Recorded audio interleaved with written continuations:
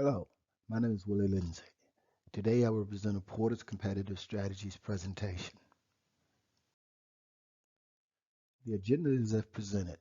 The presentation concentrates on the 8 bulleted focal areas, followed by a question and answer session. Porter's competitive strategies seek to enhance the competitive advantage of a company. According to Wheeling, Hunger, Hoffman, and Bamford, these strategies evaluate the intensity of competition within an industry. There are 3 generic strategies with a derivation of focus strategies. Cost leadership. Cost leadership is an expansive scope strategy that creates a competitive advantage by appealing to a broad part of the industry. Organizations cut production costs, pass on the cost savings to consumers, which increases sales, which increases profit levels. Yet another broad scope strategy is a differentiation strategy, where a company develops products or services that are different from a competitor and appeal to customers. In a 2019 Learn Marketing article, it is articulated that new and novel products and services are protected by patents and intellectual property rights, but only last for a specified period of time. Market niche, or a narrow target, divides the focus strategies into a differentiation focus and a cost focus. The corporations know the customer base better than its competitors. They target small markets that larger companies do not.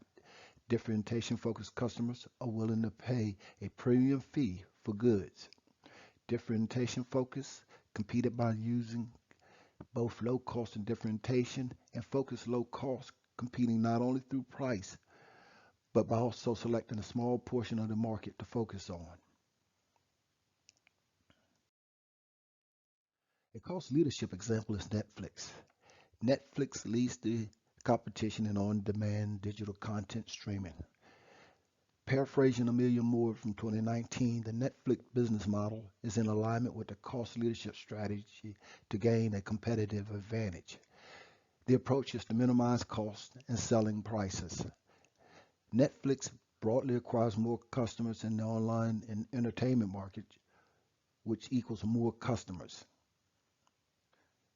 Netflix's intensive growth strategy and market penetration explores the business model and value chain to achieve and customize products based on the consumer's desire and demand.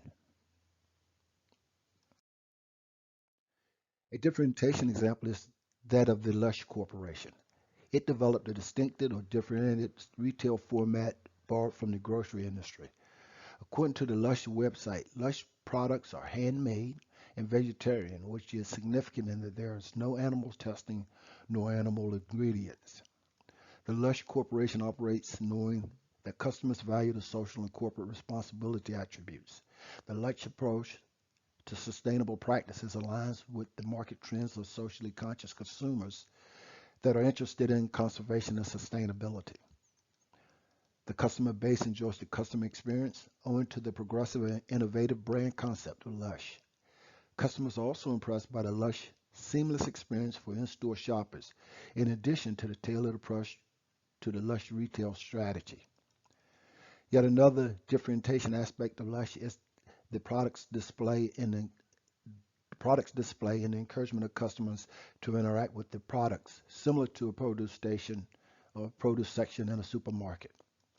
In 2017, Lush introduced 2 new technologies. One, a visual search tool that incorporates product identification via the camera on the phone, and 2, the voice-activated store assistant to promote customer information on demand. A differentiation-focused example is Rolls-Royce cars. The ultra-niche market in which Rolls-Royce cars operates is exemplified by the Rolls-Royce pricing policy and quality of its manufacturing process. Both drive the premise that transportation from location to location is not what a customer purchases a Rolls-Royce for, but for the implicit value that Rolls-Royce stands for, which is virtually irreplaceable. Rolls-Royce cars offer 4 lines of vehicle models that target different market segments, ranging in price from $300,000 to $420,000. And because the Rolls-Royce customer base is consistent, of the highest spheres of the society, 99.5% of the population is disregarded in Rolls-Royce strategies. Continuing on, another facet of the Rolls-Royce differentiation focus is its unmatched knowledge of customization. As an example of extreme customization, according to Quang in 2017, Rolls-Royce claims to be able to mix colors of 44,000 hues, exactly the number of hues a human eye can distinguish for vehicle paint jobs. The Rolls-Royce car's corporate strategy is often presented as an industry of its own or a market of its own in the market of luxurious sedans. A cost-focused example is the Checkers restaurant. According to the Checkers website from 2018, Checkers stack burgers 3 patties tall, load their fries with cheese and bacon, and because of that, Checkers see themselves as the flavor champions in the burger game. It's a drive-in only restaurant that saves money by not offering a place to sit. Checkers' objective is to benefit the cheaper end of the market using a lower overhead, which results in higher margins overall. Because the Checkers buildings are cheaper to construct, utility costs are lower, and thus necessitates fewer employees. And finally, the Checkers model for savings allows the firm to offer large burgers at very low prices and still remain profitable.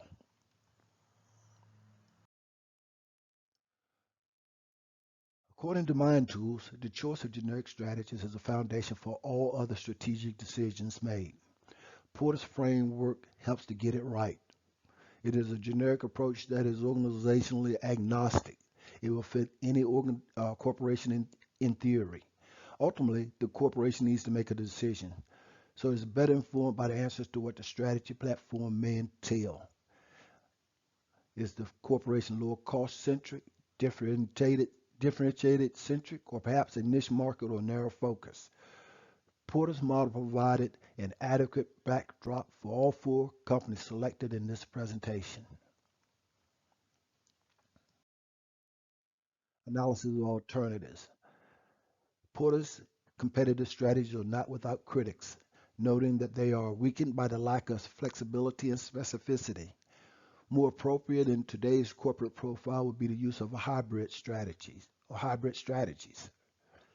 There are analysis strategies that may be useful in conjunction with Porter or in lieu of. According to Management Mania 2016, the VRIO technique provides an assessment of an organization's resources, which has a direct effect on the competitive advantage. The VRIO value dimension evaluates the cost of resources. The rareness dimension assesses the distinctiveness of resources. The imitability dimension observes the ability to imitate resources, and the organization dimension deciphers if resources are supported by existing arrangements. Kim and Marburn, as cited by Edwards in 2018, posits that the blue ocean strategy is designed to make the competition irrelevant. Asking 4 questions drive the corporation to examine all factors of competition. The questions are: what factors should be raised or elevated above industry values, followed by what factors can be reduced as a result of what the competition is doing, what can be eliminated, and what factors can be created because there was no previous offering.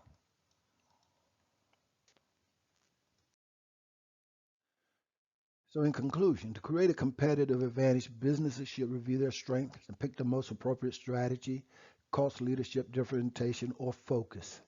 Although each of these strategies are known as generic strategies because they can be applied to every industry, they will not suit every business. Whatever strategy a business decides to adopt, they should make sure that it isn't middle of the road because one business cannot do everything well. This completes the presentation on Porter's competitive strategies. What are your questions? Thank you for your time and attention.